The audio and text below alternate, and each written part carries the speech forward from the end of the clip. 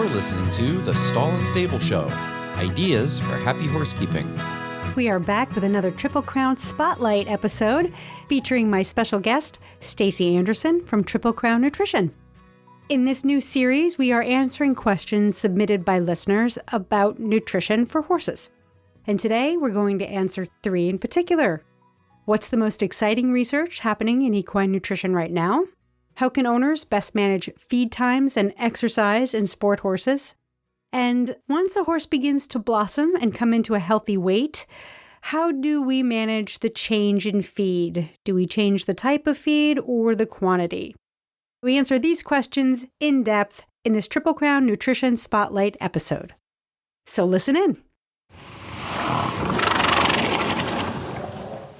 This is episode 142 of the Stall and Stable Show, brought to you by American Stalls. Today is Wednesday, May 22nd, 2024. I'm your host, Helena Harris. Please support our sponsors by learning more about what they do. You can find our sponsors at americanstalls.com, triplecrownfeed.com, and Barn Pros, shipping barn home kits nationwide. You can find them online at barnpros.com. Welcome back, listeners. I'm glad to have you, and I'm glad to have you along in another really fun conversation I have with Stacy Anderson from Triple Crown. The more episodes Stacy and I do together, the more fun we have. You know, it takes a little while to get into the groove and develop a rapport with somebody, and I'm really starting to feel the love with Stacy, and I hope that you guys are too. Before we get into the discussion about nutrition, I want to give you a quick update on what's happening from Who To. We have 3 horses here. Brody, Susie, and Clarabelle. And thanks to the help of Raul Ayers and Maria Falcione, all 3 of my horses are now going beautifully. Now, some of you who follow me on Facebook saw a picture of Buck on Susie. Yep, that has long been a dream of his. And we have finally gotten to a place where not only is he able to ride, you know, his skills are getting better, especially the more he rides Brody, the better rider he becomes. And Sue is at a place where she's more relaxed. Her training is coming along. And we thought, okay, it's time to put Buck on Sue. And they love each other anyway. So it was really a match made in heaven. And now they're not doing too much, but with every ride, they do a little bit more and they just fall more in love with each other. So it's really, really nice for me to see somebody else get on Susie and enjoy her the way I know that she can be enjoyed. And Maria put a couple of rides on her recently. Maria, thank you so much because your kind words really, I don't know, they just made me feel a lot better of the time that it took for me to get Susie to the place that she is now and for my own skills and my own patience. To hear someone who is as talented and experienced as Maria get on my horse and say, "You've done a really nice job with her, Helena," that just means the world to me. So for the most part, things are great. Miss Clarabelle is awesome. She is so green, but I love her. Raul did such a nice job putting some miles on her, helping her feel comfortable, confident, get some sense of what the people on her back want from her now that she's not at the track anymore. He created the perfect canvas for me to take over. And I'm in such a good place now that I can take my time building the buttons for Clarabelle that I want to build and starting a relationship pretty much from scratch with her. We have a phenomenal relationship on the ground. We do a lot of clicker work. In fact, most of her groundwork has been bridge training because she's so sensitive. To use pressure release with her while it works, the bridge training works a lot better. And I have found, as I study more positive reinforcement and I do some work with my own horses as well as other people's horses, one thing has become very clear, not just with Clarabelle, but with pretty much everyone I work with, is that the positive reinforcement behaviors are long-lasting. Whereas even the most gentle negative reinforcement methods, i.e. pressure release, have to be repeated over and over again. I just can't say enough good things about Miss Clarabelle, and we're going very slow. Today, we just did walking. We worked on a little bit of straightness. We worked on a little bit of changing pace within the gaits. You know, a little brighter walk, a little slower walk. Speeding up away from the barn, all of those little details that I previously would rush through. It's really nice to take the time to go slowly with her because she has such a willing, open mind, and Raul just set her up to stay that way for me. So thank you to Raul, and keep listening into the show, and I'll give my updates on Clarabelle and Susie and Mr. Brody, who is doing quite well. Thank you for those who wrote in and inquired about his eye. He's got some allergies, and we think he rubbed his left eye just a little too hard on something, and that ended up getting infected. And we had to do medicine, we had to do the vet, and that became a little bit of a mess. But he is on the mend and seems to be a lot more comfortable. However, if you want to buy stock in Zyrtec, I suggest you do it because we're going to be buying that stuff in bulk. And that's it for the update from Who To. We're going to take a break to hear from Barn Pros, and then we'll get into our conversation with Stacey Anderson from Triple Crown Nutrition. For most equestrians, whether amateurs or pros, the challenges of time and money are ceaseless. One of the ways we overcome those challenges is by being as efficient as possible, but without compromising quality care for our horses or ourselves. Enter Barn Pros. They offer extraordinarily well thought out barn and living structures that combine horse space and human space. One structure solves two problems. Barn Pros' exceptional quality, precise engineering, and streamlined building process reduces guesswork, mistakes, and time to build. That means time and money saved. See? Problem solved. Their barn packages include everything from blueprints to lumber and hardware, all ready to build. Plus, they have great resources for educating and supporting their customers throughout the entire process. To see their designs and floor plans, visit them online at barnpros.com.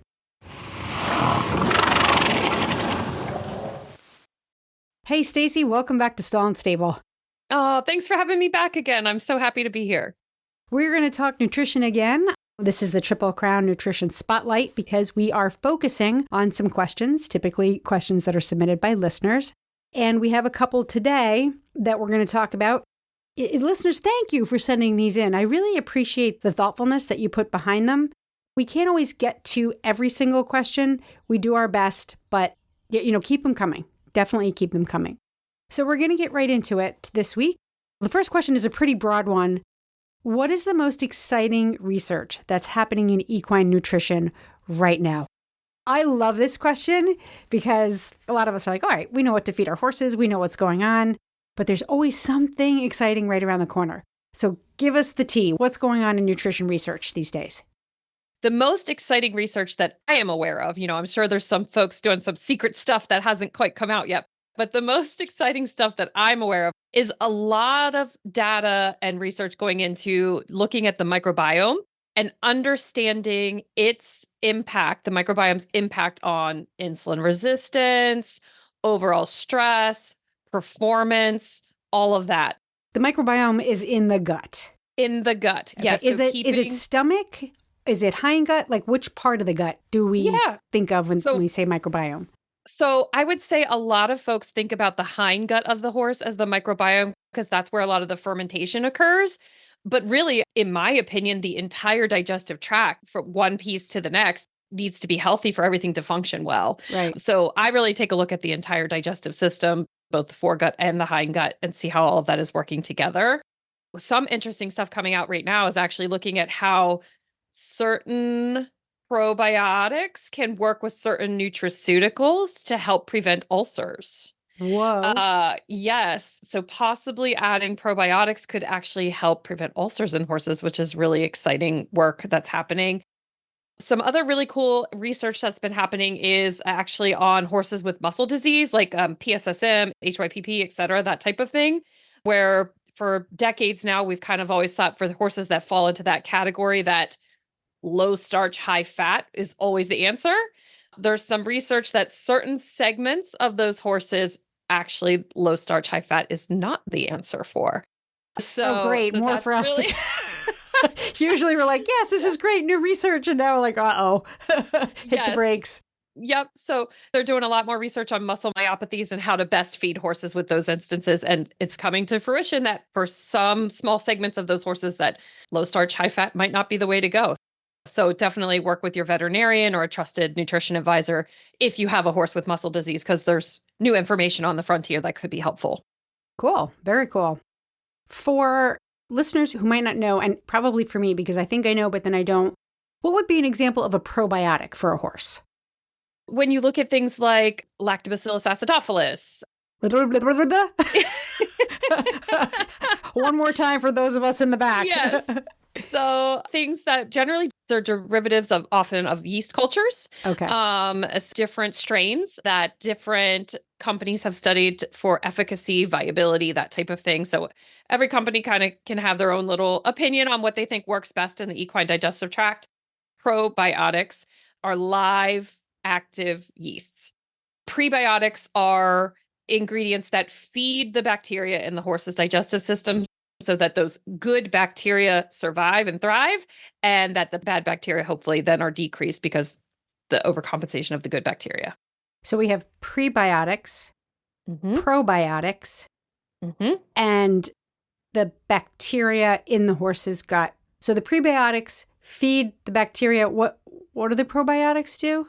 Probiotics are adding additional good bacteria to the gut, beneficial bacteria, because so probiotics are actually bacteria? Yes, so they can be live bacteria. Yes. Okay. Okay. Yeah. So so we got this cast of characters are the good bacteria that's in the horse's gut. Hopefully we have mostly good bacteria. And then the probiotics are another group of bacteria. And then the prebiotics feed everybody. Yes. Yes. So we want to isolate prebiotics that help the beneficial bacteria grow. Got it. We're going to move on to the next question. But before we do, I want to say that I have heard the gut, whether it's human or horse, is starting to be considered as the second brain. Can you explain what that might mean? Yeah. So, I mean, a lot of regulation of hormone occurs in the gut. Just overall wellness and well-being occurs in your gut, because we know how we feel if we're feeling off. Like it can make us a little more aggravated in general, right? Yeah. So all of that can sort of comprise to, having that same sort of, if the gut is messed up, if there's dysbiosis in the gut, there could be dysbiosis in the brain just because the horse may not be producing the right hormones and chemicals and just might be just generally feeling blah. I'm doing a lot of research lately on biochemistry in both people and horses and getting an incredible sense of, I don't want to say, the power of chemistry and in the endocrine system and what's happening in our brains and how hormones and all that stuff play together. It's like an orchestra. And particularly how the biochemistry of our brain affects our executive functioning, our ability to reason, to learn. And so if we are working with horses who have less executive functioning capabilities than people, how does their biochemistry play into that? So now we're adding this other, this is the percussion section, right? The microbiome, how that plays into a balanced chemistry so that our horses can not only be healthy, but they can learn and be good partners for us. So it's exciting to hear that these pieces are starting to, or that science is starting to plug these different pieces in together, and we're getting a more clear sense of the bigger picture of the horse's body and mind. Absolutely. So pretty interesting. One of the ingredients that we use in our gold line of feeds is a high calcium buffering supplement to help prevent and or heal gastric ulcers. Obviously, certain gastric ulcers can only be healed with, medication from the veterinarian like omeprazole and that type of thing. But if it's a mild irritation or a mild ulcer starting, you can use this supplement to help prevent or heal mild things. And the company that produces this, interestingly enough, also did a research study on how adding this calcium helps to reduce spook response in horses. So they are feeling better, less likely to develop ulcers, and their spook response has been decreased because of this calcium supplement that's keeping their pH level more ideal in their digestive system. So I love that. I love that because it's a loop. When the horse doesn't feel well, they're more likely to spook because they're like, wait a minute, I'm compromised in some way. Everything is way more dangerous than it was before my tummy hurt. When I first started diving into the biology of ulcers and gastric ulcer disease in horses, I was like, oh my God, we got to fix this. We got to stop this. And the more I learn about equine behavior, the more I'm coming to accept the fact that I think our horses are going to always have some level of stress because they're in a human environment. They're learning. We're pushing them outside of their comfort zone on a regular basis. And so ulcers are going to be something we have to deal with. Figuring out how we can interject ourselves into the process. Can we reduce their stress? Can we change our management, their lifestyle, what they eat? And then, as you said, products like this that might be able to put a roadblock up there. They're going to produce more acid because they're going to have more stress. So how can we mitigate that? So this is really cool. Okay, next question. How can owners best manage feed times and exercise in sport horses? Do we really need to wait an hour before we go swimming after lunch? I've always been told, wait at least 45 minutes before you feed from after exercise and after you feed for exercise. Is there truth to that? So a lot of it is going to depend on what you're feeding and what type of exercise or activity is being done with the horse. Now, a general rule that is grain meals really shouldn't be fed within like 2 hours prior to a workout. And that's difficult, right? Because a lot of us think about grain meals as whatever we take out of our feed bag is grain. And that's not necessarily the case. So a lot of our feeds these days are not really grain. It's more fiber based, very low NSC. So it's not like you're feeding 2 pounds of oats or 2 pounds of cracked corn before you're going for a ride. You're feeding fiber, even though it's coming out of a bag and says complete feed or whatever on it. So in general, I would not recommend feeding a bunch of oats or a bunch of corn or a bunch of barley within 2 hours of a ride. But it's actually really good for horses to have some buffering in their digestive system. So eating hay, eating a small amount of a very high fiber feed, something like that, is actually beneficial, even up to like just before you're riding, because it actually helps to prevent the acid slush that occurs like when you're trotting and the horse is moving a little more. We don't want that acid slushing up higher into their gastric system and causing ulcers. And that helps to tamper that down. So if you have a performance horse that's working really hard, that does need grain meals, meaning high carbohydrate meals to hold their weight and have enough energy for you, those meals we want to avoid within 2 hours of riding. Okay, 2 hours. Yeah. Yep. Other things like hays, low carb feeds, totally safe to feed the normal amount. Give them some hay, give them a couple flakes of hay before you're going to ride. That's actually very beneficial and helpful for them. After a ride, after you get the animal cooled down, it actually is a good time to feed a ration balancer. It's a great time to offer some more hay and forage just to kind of keep everything moving through their digestive system. And for horses that are competing and working really hard, especially like endurance horses, we bring them in for a rest sometimes. It's okay to feed some higher carbohydrate, but you want to watch the volume of what you're feeding. So maybe you do a pound of rice bran or something like that with a little bit of hay before you hop back on and complete the rest of your ride or something like that. Lots of water, lots of electrolytes. But yeah, we don't need to starve them while we're riding. We just need to be cognizant of how heavy in starches are the items that we're feeding them. I'm lucky because I get to work from home. My horses are right outside my office, so I can feed multiple small meals a day. And I always wonder about the amount of food that we're giving to a horse at any one time. Their bodies, their digestive system is not designed to digest big boluses of food, big chunks of it at a time, right? It's grazing, small meals. It's kind of hard for the average person to simulate that with a grain meal or concentrates. And we're always kind of playing catch up, trying to make sure that our horses have enough weight on. I would say there's a lot of us out there who are like, here, just eat more food. So that can be a little bit difficult, but I do try to break up. Like my one mare, I give her 3 meals a day so that the amount that she has to digest at any given time isn't taxing to her system. I always give her an alfalfa meal while I'm tacking up. Perfect. To ride. Excellent. Something small, usually real alfalfa flakes. I just put it on the ground. She ground ties. She eats while we tack up. I think that's a nice plan. When we ride, it's a very delicate balance of timing, and where it depends on where you are in the country. So right now in the South, we had a hot spell, and we got to ride early. what do you do first? Do you feed your horses first or do you ride first? So I think when it gets really, really hot, especially in the southern states, it might be a good idea to give some hay, give some forage, ride, give it a little time, and then add, like you said, the ration balancer or their grain meal. Does that sound like a good plan? Absolutely. Riding first is great. If they've been grazing all night, if they've had hay in their stall all night, fantastic. If you're in a situation where they aren't grazing all night or they've maybe run out of hay through the night at some point, again, like you mentioned, a nice little flake of alfalfa while you're tacking up is perfect because we want a little bit of a fiber mat in there to help prevent that gastric sloshing that can occur. So doing something like that is excellent in those cases. Yep. Right. If your horse is going to have a significant workout early in the morning, we can throw in some carbs in there. Yes, but you want to keep, you want to keep it low. So for a typical 1,000-pound horse, you probably don't want to be feeding more than about 2 pounds of a higher carb product. So forage is first, and then maybe a little bit of carbs if needed, if your horse needs that energy and calories, if you're working out first thing in the morning. Yeah. Right. Let's think of it as a small plate or an appetizer. Yes. And then you can go and give your horse the full ration 2 hours after they've worked out. Okay. Mm-hmm. And then our last question for this segment.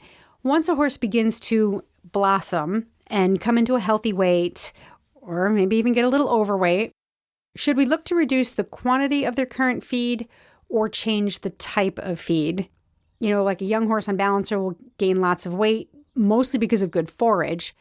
I struggle a little bit because those of us who can't buy huge quantities of hay, testing it is challenging. So I hesitate to take them off the balancer. So what would you suggest in that situation? So, as many things, it depends. I hate Depends you. on a lot. I know. Depends on so many different things. But if you have a horse that is just on a ration balancer, that is starting to gain weight on your forages, do not decrease the ration balancer. The ration balancer is vitamins, minerals, and in Triple Crown's case, digestive supports. So that is meeting your NRC requirements for your horse's nutritional needs. It is not adding a lot of calories. It's a insurance policy that your horse is not deficient in something that could cause a problem down the road. You know, Stacey, you're going to need to keep saying this to me because you've said this before. I don't know. We've talked about ration balancers just about every episode. And why do I not? That doesn't stick in my mind. So listeners, there's got to be some of you out there who are just like me. This is great advice. Say it again. Do not reduce your ration balancer, even if your horse is obese. Okay, I love you again. Because that would be like you or I eating at the salad buffet every day. And we know salad buffets, you can have a really light salad or you can make a 2,000 calorie salad. You know what I mean? Oh, so, so horses with forage kind of are like that. You might have a horse that's kind of sensible and self-regulating and they eat just what they need to maintain a good weight. Or you might have the one that has a little bit of metabolic disorder and her hormones are crazy. Her appetite is really high and that horse eats everything in sight and way too much of it, you know. So if you have a horse like that, getting a ration balancer, the ration balancer is providing vitamin and mineral. It is not providing significant calories or carbs. So you want to make sure you're meeting the requirements of the ration balancer. Most ration balancers are formulated to be about 1 pound per 1,000 pounds horse per day. So 1 pound of ration balancer per day for a 1,000-pound horse. that is not a lot, which is great. Not a lot. It's about 3 cups of pellets that are low carb, low calorie. Okay, clearly I've been overfeeding my horses the ration balancer. Yeah, I am such a bad student. If you're overfeeding ration balancer, then you can make sure that you reduce to the appropriate amount, but you never want to underfeed your ration balancer. So if you have a horse that's overweight on just forages and a ration balancer, unfortunately, I know it's really hard. You're going to have to control the forage intake. You're going to have to change it. You're going to have to use slow feed hay nets. You're going to have to use a grazing muzzle, maybe whatever you can do to control that. And, you know, you're probably going to have to work that horse out a little more. The horse needs a little more exercise. So that's that case. For other horses, maybe you've had a young horse that's been growing and that horse has needed 5 or 6 pounds a day of a feed while it's going through these growth spurts. And now the horse is 4 or 5 and it's done with major growth spurts and starting to look a little plump on you. Usually in that case, what I like to do is back the feed down and add in a ration balancer. So for instance, maybe the horse is getting 6 pounds a day of feed, starting to look a little plump. I'll back them down to 3 pounds a day of feed, add in a half a pound a day of ration balancer so that you're getting proper vitamin mineral, but still getting some of the calories from the feed, and then reassess after 2 weeks. 2 weeks time frame, usually you can start to see if horses are trending in the right direction weight-wise, like if they're still gaining, if they're losing, or if they're maintaining, and you can adjust up and down from there. I have a lot of customers that, depending on the time of year where they're at, they may have super awesome grass in the spring and summer. And then in the wintertime, it gets dead cold and they're just, hay, and the poor horse is like cold, it's cold where they are. So they may have to feed 6 pounds of a feed through fall and winter. And then as it comes into spring, they start reducing the feed and adding in a ration balancer. And then they just feed a pound a day of a ration balancer in spring and summer until the pasture starts to go away again. And they're kind of on this cyclical amount of calories with their feed versus balancer, depending on their forages. Yeah, that happens to us. It was true up north. It's even more true down south. Stress levels too. The less stress your horses encounter, the more likely they're going to hold on to that good body weight through the winter. And then summer comes and it's like, boop, boop, boop. I'm making a plump face, people. Yep. Okay, that is all we have time for today. That was a lot. Stacy, you're a rock star. Listeners, this is the Triple Crown Nutrition Spotlight. I feed Triple Crown to my horses. I have been so happy since switching over to Triple Crown. I suggest you go up to their website because it's an incredible learning resource. And if you're not sure where to start or what to do, contact Stacy. You can find her through the website. If you call, if you send emails, typically Stacy's going to be the one on the receiving end of those inquiries. She's awesome. Stacy Anderson, thank you for being on the show again today. Absolutely. Thanks for having me again. Well, I hope you learned something from that conversation. I know I did. I always learn something when Stacy joins me. To find out more about Triple Crown Nutrition, about their feed products, and about how to best feed your horse, no matter what they're doing, if they're pasture pets or high-level performance horses, go to triplecrownfeed.com and you can ask any question that you'd like. Chances are Stacy's going to be the person who receives your question. And if you are looking for business advice, whether to start up your own horse business, no matter what it might be, whether it is service, whether it is training, pro riding, if you're a veterinarian, you're a manufacturer, a retailer, or maybe you're an author, go to stallandstable.com and take a look at our business consulting services. We have 2 full-time business advisors available to help you start your business, get you unstuck, or grow. You can find all of our business services and products at stallandstable.com. Many thanks to our sponsors, American Stalls, Triple Crown Nutrition, and Barn Pros. And that's going to be a wrap for this episode. I hope you enjoyed it.